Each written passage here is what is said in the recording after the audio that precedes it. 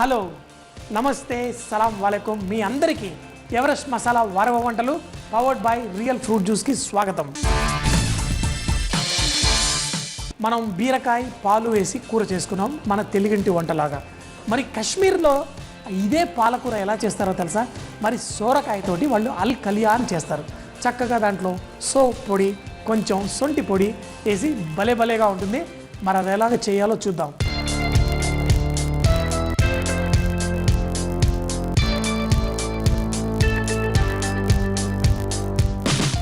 ఇటీవల మేము పల్లెటూరులో నుంచి తిరుగుతూ వెళ్ళాం మా టీం అంతా. అయితే ఎక్కడ పోయినా పెంకుటిళ్ళు గుడిసెలు, అయితే ప్రతి ఇంటిపైన ఏదో ఒక తీగ పాకుతుంది. ఏంటి ఇవన్నీ తీగలు అని చూస్తే కొంతమంది ఇంటిపైన సొరకాయ, కొంతమంది ఇంటిపైన బీరకాయ, అలాగే ఇంటి వెనకాల దొండకాయ.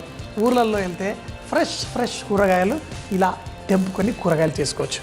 అయితే ఈరోజు మనం చేయబోయేది ఏంటంటే సొరకాయలో ఎన్నో రకాలు ఉంటాయి తెలుసా? పొడుగు సొరకాయ ఉంటుంది, ఇంకోటి నాగ సొరకాయ అంటారు, అలాగే దీన్ని బూర సొరకాయ కూడా అంటారు. అంటే బూరలాగా పొయ్యి అని ఊపుతూ ఉంటారు కదా.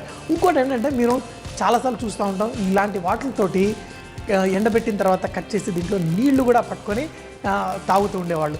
అయితే ఇలా రకరకాలు దీంతో చిన్న సంచిలాగా తయారు చేసి డబ్బులు పెట్టుకోవడానికి కూడా మనం చూస్తూ ఉంటాం కదా. ఊళ్ళల్లో నుంచి అడుక్కోవడానికి వచ్చిన వాళ్ళ దగ్గర ఇలాంటి రకరకాలే ఉంటాయి. అంతేకాకుండా మనం చూస్తాం కదా, వాళ్ళు డ్యాన్స్ చేస్తూ ఉంటారు, దానికి సౌండ్ రావడం కోసం కూడా ఇది తీసుకొని గల్ గల్ గల్ గల్ గల్ గల్ అని చేస్తూ ఉంటారు. చూసారా మన రకరకాల సొరకాయలతో ఇది. అయితే నేను ఈరోజు మీ అందరికీ డ్యాన్స్ చేసి కానీ మ్యూజిక్ కానీ చూపించడానికి కాదు, వంట చేయడానికి వచ్చాను కదా. కాబట్టి మీకు ఈరోజు సొరకాయతోటి, అది కూడా మన ఆంధ్ర రాష్ట్ర వంటకంలో కూడా మనం పాలు పోసి సొరకాయ చేస్తాం. కానీ మీకు తెలుసా, కాశ్మీర్లో కూడా పాలు పోసి సొరకాయ చాలా ఇష్టంగా తింటారు, దాన్ని అల్ కలియా అంటారు. మరి ఈరోజు ఆ సొరకాయ కాశ్మీరీ స్టైల్ ఎలా చేయాలో చూద్దాం. మేము ఈ ట్రైబల్ అంటే మేము ఊళ్ళల్లో వెళ్ళినప్పుడు అడవి మనుషులు అనాలో వాళ్ళు ఏంటో కానీ, వాళ్ళు అడవిలో వెళ్ళి 5-6 రోజులు అలాగే ఉంటారట. అయితే వాళ్ళు వెళ్ళేటప్పుడు దారిలో తినడం కోసం ఈ పెద్ద సొరకాయలో అంబలి పోసుకొని వెళ్తారు. సో మరి మనమైతే ఈరోజు ఈ చక్కటి అల్ కలియా నేర్చుకుందాం. ముందుగా నూనె వేడి చేసుకొని అందులో ఎండుమిరపకాయలు, అలాగే జీలకర్ర, కొంచెం అంత జీలకర్ర వేగిన తర్వాత దీంట్లో ఉల్లిపాయలు ఇవి కొంచెం ఫ్రెష్గా కట్ చేసి వేసుకోండి. మనం ఉల్లిపాయ కట్ చేసి ఫ్రిడ్జ్లో పెట్టుకున్న ఉల్లిపాయ అలా, లేకపోతే సొరకాయ పొద్దున కట్ చేసి సాయంత్రం అలా చేయకండి. ఎందుకంటే కొంచెం అంతా కూడా యాసిడిటీ ఫామ్ అయిందనుకోండి, మనం వేసే పాలు విరిగిపోతాయి. అలా విరగకుండా ఉండడం కోసమే ఈ ఉల్లిపాయ ఇవన్నీ ఫ్రెష్గా వేసుకోవాలి. దీంట్లో కొంచెం అంత ఉల్లిపాయలు కొంచెం అంత వేగిన తర్వాత, కానీ ఉల్లిపాయలు పెద్దగా వేగాల్సిన అవసరం ఏం లేదు, దీంట్లో కొంచెం అంత ఉప్పు వేసుకుందాం. అలాగే ఇంగువ, మనకి కాశ్మీరీ వంటల్లో కూడా వాళ్ళు ఇంగువ వాడతారు, మనకి మటన్ అలాంటి వాటిల్లో కూడా వేస్తారు. మరీ ఎక్కువ వేయకండి, కొంచెం మంచి సువాసన రావడం కోసం కొంచెం ఎవరెస్ట్ మసాలా వల్ల ఇంగువ వేసుకుందాం. మరి ఈ ఉల్లిపాయలు కొంచెం వేగిన తర్వాత దీంట్లో సొరకాయ ముక్కలు, అలాగే పచ్చిమిరపకాయ ముక్కలు. ఏం చెప్పాను, ఈ కాశ్మీరీ వాళ్ళు ఇష్టంగా వాడే పౌడర్స్ ఏంటో తెలుసా? అక్కడ ఏంటంటే చలికాలంలో వాళ్ళకి ఫ్రెష్ కూరగాయలు అవి దొరకవు, ఎందుకంటే మొత్తం మంచి ఉంటుంది. అప్పుడు వాళ్ళు ఏం చేస్తారంటే మన ఎండాకాలంలో వచ్చే కూరగాయలన్నింటినీ ఎండబెట్టుకొని పొళ్ళు చేసి పెట్టుకుంటారు. సో మరి ఇలా సోప్ పౌడరు, జింజర్ పౌడర్ వాళ్ళ వంటకాల్లో అందుకే ఎక్కువ వాడతారు. సో కొంచెం అంత, అలాగే కొంచెం అంత జింజర్ పౌడర్, అదే సొంటి అంటాం కదా, ఎండబెట్టిన అల్లంతో పొడి చేసి పెడతారు. ఇది కొంచెం స్ట్రాంగ్ ఉంటుంది కాబట్టి కొంచెం చూసి వేసుకోండి. అలాగే కొంచెం అంత ధనియాల పొడి, కొంచెం పసుపు వేసుకుంటే చూడడానికి కూడా రంగు బాగుంటుంది. ఇది కూడా ఇంకా నీళ్లు వేయలేదు కాబట్టి ఇప్పుడు పసుపు వేసేసుకున్నా బాగానే ఉంటుంది. మరి ఇవన్నీ కొంచెం వేగిన తర్వాత దీంట్లో మనం పాలు పోసుకుందాం. ఈ పాలు కూడా కూరగాయలు కనుక కొంచెం అంత మనం ముందే కట్ చేసి చాలాసేపు పెట్టుకుంటే విరిగే అవకాశం ఉంటుంది. మరి కొంచెం అంత పాలు పోసుకొని క్విక్గా కలిపేసుకుందాం. ఇప్పుడు ఈ సొరకాయ ఈ పాలల్లో ఉడకాలి. మీకు తెలుసా, మనం హైదరాబాద్లో కూడా గిలే ఫిర్దోసి ఇలాంటి సొరకాయలతో చేసుకునే హల్వాలు, స్వీట్లు చేసుకుంటాం. కానీ ఈ పాలల్లో ఉడికిన ఈ సొరకాయకి ఒక మంచి టేస్ట్ వస్తుంది, ఒక మంచి రుచి వస్తుంది. కానీ సొరకాయను మరీ ఎక్కువగా కుక్ చేయకూడదు, అది కుక్ అయినప్పుడు ఎట్లా ఉండాలంటే మనం తినేటప్పుడు కొంచెం జ్యూసీగా బయటలో రావాలి. సో కాబట్టి అన్నీ వేసేసాం. ఇప్పుడు ఇది కొంచెం బాయిల్ వచ్చిన తర్వాత సిమ్లో పెట్టేసి మూత పెట్టేద్దాం. మూత పెట్టేసి స్లోగా కుక్ చేద్దాం ఒక 10 నిమిషాల పాటు. మధ్యలో కొంచెం కలపండి, ఎందుకంటే కింద ఏమైనా అంటుకునే అవకాశం కూడా ఉంటుంది. మరి స్లోగా ఉడుకుతున్నప్పుడు అప్పుడప్పుడు తీసి కలుపుకోండి. చూడండి, ఇప్పుడు ఈ సొరకాయ కూడా చక్కగా ఉడికిపోతుంది, కొంచెం ట్రాన్స్పరెంట్ అవుతుంది. అట్లాగే ఈ పాలు, ఈ సోంఫ్తో పౌడరు, అలాగే సొంటి పొడి వేసుకున్నాం కదా, వీటన్నిటి వల్ల కొంచెం చిక్క కూడా పడుతుంది. కానీ దీంట్లో టేస్ట్ ఉంది చూసారా, సూపర్గా పెరిగిపోయింది. సూపర్. ఇంక కొంచెం కుక్ అవ్వాలి మన సొరకాయ. ఈ సొరకాయ కూర ఏదైతే ఉందో చక్కగా ఉడికిపోయింది. నేను స్టవ్ కూడా కట్టేస్తాను. మరి మీకు తెలుసా ఇది ఎంత టేస్టీగా ఉంటుందంటే మరి అంత టేస్టీగా ఉంటుంది. సూపర్గా ఉంటుంది. మరి దీన్ని మనం ఒక చిన్న దీంట్లో తీసుకుందాం. ఇది చూడండి, చూడ్డానికే ఎంతో బాగుంది. మనం చంటి పిల్లలకి ఏంటి ఎవరికైనా కానీ పెట్టచ్చు. ఇది మనకి ఎప్పుడైనా కడుపు నొప్పి అలా ఉన్నప్పుడు కూడా ఇది తింటే చాలా తినడానికి హాయిగా ఉంటుంది, అలాగే కడుపుకు కూడా హాయిగా ఉంటుంది. పాలు ఇన్ని వేస్ట్ చేసాం కదా, న్యూట్రిషన్కి న్యూట్రిషన్, టేస్ట్కి టేస్ట్, హెల్త్కి హెల్త్. వా, నిజంగా చెప్తున్నానండి. మీరు నేను చెప్పినట్టు కొంచెం అంత సోప్ పొడి, కొంచెం అంత అల్లం పొడి వేసేసి చక్కగా ఇలా తయారు చేయండి. అసలు ఏం చెప్పంటారండి ఈ డిష్లో. చెప్పాను కదా ముందే, ఈ సొరకాయ చక్కగా జ్యూసీగా మెల్ట్ అయిపోయి నోట్లో ఇలా కరిగిపోతుంది. ఇందులో రుచి అద్భుతం, అమోఘంగా ఉంది. వావ్, అలా తింటుంటే మరి మీరు కూడా ఏంటి ఇలా రకరకాల వంటలు మన దేశంలో కాశ్మీర్ నుంచి కన్యాకుమారి వరకు చేసే వంటలన్నీ నేను చూపిస్తూ ఉంటాను. మరి నేను చూపించేది వృధా కావద్దంటే మీరు ట్రై చేసి మన ట్రై కలర్స్, మన భారతదేశంలో రుచులన్నీ మీ ఇంట్లో వాళ్ళందరికీ కూడా చూపించాలి. అదే నా ఉద్దేశం. కాబట్టి ఈ గొప్ప టేస్ట్లు మీరు కూడా చేయండి, ఎంజాయ్ చేయండి. ఇంట్లో వాళ్ళందరూ ఏమనాలి, వారేవా అనాల్సిందే. అల్ కలియా అంటే సొరకాయ పాలతో చేసే కాశ్మీరీ డిష్. మరి తయారు చేసే విధానం: ప్యాన్ లో నూనె వేడి చేసి ఎండుమిరపకాయలు, జీలకర్ర వేసి వేయించుకొని ఉల్లిపాయ ముక్కలు, ఉప్పు, ఇంగువ వేసి మరి కాసేపు వేయించుకోవాలి. ఇప్పుడు సొరకాయ ముక్కలు, పచ్చిమిరపకాయలు, సోంఫ్ పొడి, సొంటి పొడి అంటే జింజర్ పౌడర్, ధనియాల పొడి, పసుపు వేసి 2 నిమిషాల పాటు వేయించుకొని పాలు పోసి కలుపుకొని 5-6 నిమిషాల పాటు ఉడికించుకొని వేడిగా చపాతీతో, అన్నంతో కానీ సర్వ్ చేసుకుంటే చాలా బాగుంటుంది. ఈ కాశ్మీరీ ఫేవరెట్ అల్ కలియా. మరి చూసేశారు కదండి, ఒక కాశ్మీర్ డిష్ చేసాం. మరి నెక్స్ట్ చెప్పాను కదా, మన తెలుగింటి వంట ఏంటి అంటే వంకాయలు. అది కూడా కొంచెం పకోడీ వేసి చేసుకుంటే వంకాయ పకోడీ సూపర్గా ఉంటుంది. మరి ఎలా చేయాలో చూద్దామా?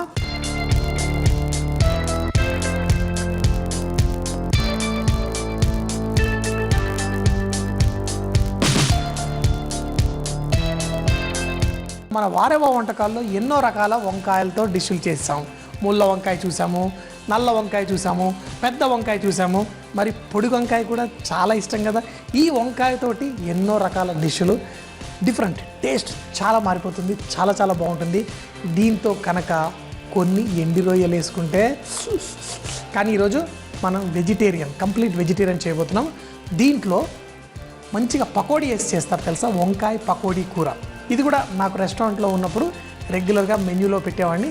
చాలామంది ఇష్టంగా తినేవాళ్ళు, అది కూడా బొఫేలో.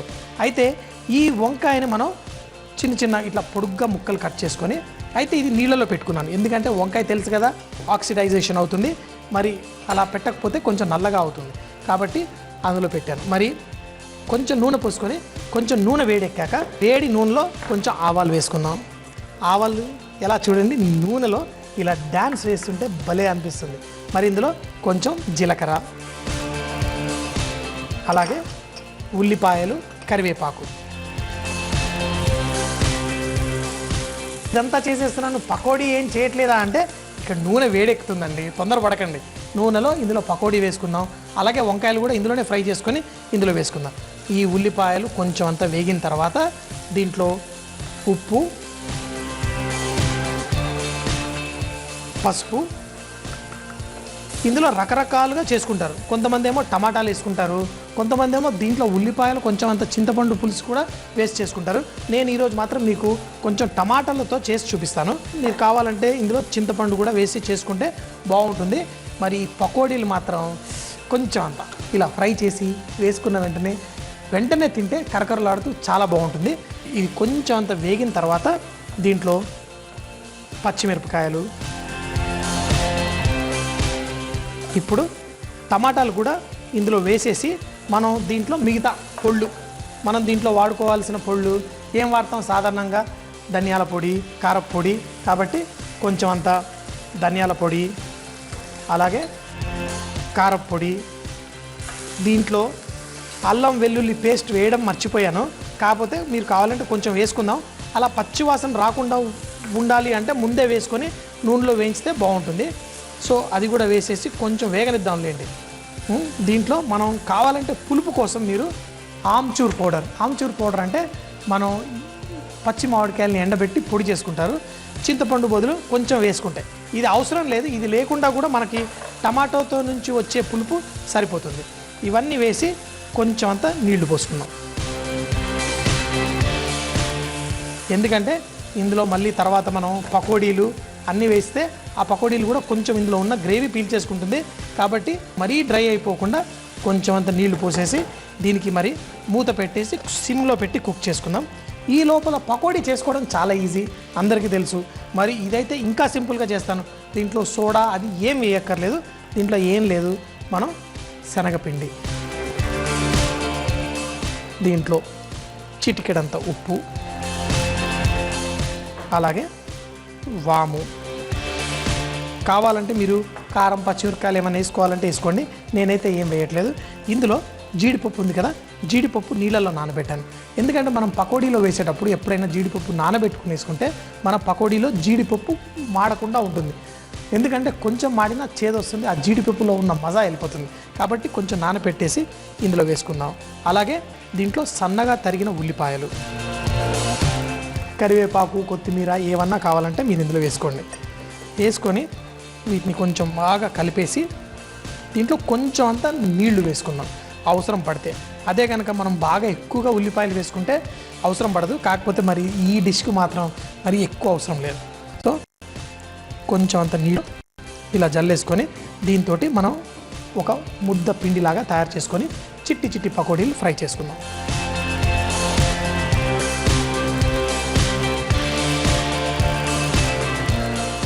మరి పకోడీ పిండి అయితే రెడీ అయిపోయింది. అయితే పకోడీలు వేసే ముందు ఫస్ట్ వంకాయలు కూడా ఫ్రై చేసేసుకుందాం. ఇలా వంకాయ ముక్కలు తీసేసి పేపర్ టవల్ మీద నీళ్లు లేకుండా, ఎందుకంటే నీళ్లు మన నూనెలో ఫ్రై చేసేటప్పుడు పడింది అనుకోండి మరి మన మీద అంతా చిట్టుపట్లాడుతుంది కదా, అందుకని ఇట్లా పేపర్ టవల్ మీద వేసి వీటిని ఇలా అంటే ఈ వంకాయలో ఉన్న ఎక్స్ట్రా నీళ్ళంతా వచ్చేస్తుంది. ఇలా పేపర్ టవల్ మీద వేసుకుంటే ఇప్పుడు మనం ఫ్రై చేసుకుంటే ఏ ప్రాబ్లం ఉండదు. సో మరీ ఎక్కువ లేదు కాబట్టి మొత్తం అన్నీ ఒకేసారి ఫ్రై చేసేసుకుంటాను. ఈ వంకాయలు కూడా ఎక్కువసేపు ఫ్రై చేయాల్సిన అవసరమే లేదు, జస్ట్ కొంచెం ఫ్రై అయితే చాలు, ఈజీగా ఫ్రై అయిపోతాయి. మరి ఈ వంకాయలు భలే తొందరగా ఉడికిపోతాయి కాబట్టి మనకి ప్రాబ్లమే లేదు. అయితే డైరెక్ట్ ఇందులో కూడా వేసుకోవచ్చు, కాకపోతే దీని టెక్స్చర్ ఏదైతే మనకు కావాలో ఇలా నూనెలో ఫ్రై చేసుకుంటే చాలా రుచిగా ఉంటుంది. మనం యూజువల్గా రెస్టారెంట్లో అప్పుడప్పుడు చేసేటప్పుడు ఇలా చేస్తాం. అయితే ఇక్కడ నీళ్లు మరీ తగ్గిపోయినాయి, కొంచెం అంత పోసుకుంటాను ఈ టమాటా మసాలాలో.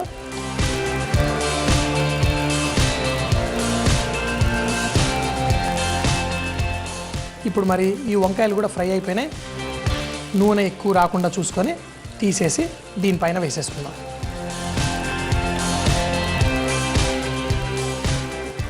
ఇప్పుడు దీంతో పాటు కొంచెం సేపు కుక్ అవనిద్దాం.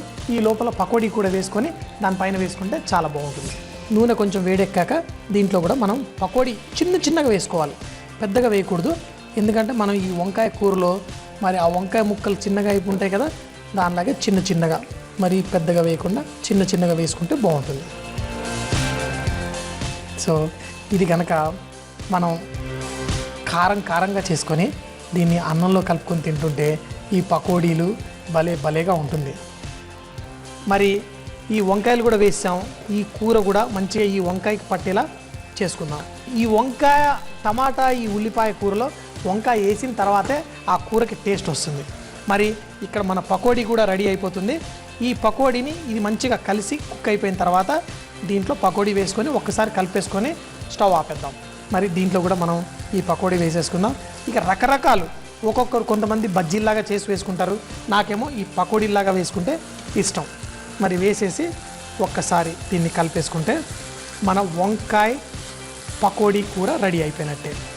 అయితే ఎప్పుడో చేసేసి తర్వాత తినడం కాకుండా ఇలా ఫ్రెష్గా చేసుకొని చేసిన వెంటనే మనం తిన్నామనుకోండి, ఇది అన్నంతో పాటు ఏ దాంతోటైనా కానీ తినడానికి చాలా బాగుంటుంది. అంతే, ఇంకా స్టవ్ ఆఫ్ చేస్తాను. ఇప్పుడు ఈ పకోడీ కొంచెం అంత కరకరలాడుతూ కొంచెం అంత నీళ్లు పీల్చుకొని ఆ టేస్ట్ అనేది ఈ కూరకి మరీ 2-3 ఇంతలు టేస్ట్ పెంచేస్తుంది. సో చూసారు కదా, మనం చేసే కూరల్లో కొంచెం వెరైటీ స్పైస్ యాడ్ చేసుకుంటేనే మన లైఫ్ కూడా అలా జీవితాన్ని ఆస్వాదిస్తూ ఎంజాయ్ చేయగలుగుతాం. ఏదో కూరలు అంటే ఎప్పుడు చేసే ఇంత వంకాయ కూర చేసుకున్నట్టు ఏదో చేసుకున్నట్టు కాదు, దాంట్లో ఎన్నో రకాల వేరియేషన్స్. ఇదేమి కొత్త ఇన్వెన్షన్ కాదండి. మన దేశంలో మన రాష్ట్రంలో ముఖ్యంగా ఒక 50-60 సంవత్సరాల కిందటే చాలామంది ఇష్టంగా తినేవాళ్ళు. ఈరోజు మనం దీన్ని స్పెషల్గా మన జీ వారేవా ద్వారా చూస్తున్నాం.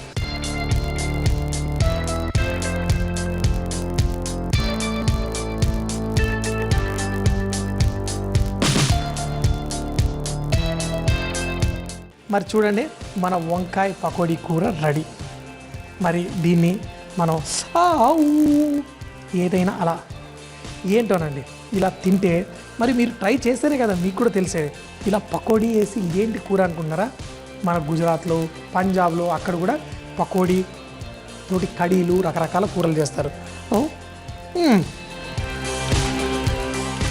సూపర్గా ఉంది.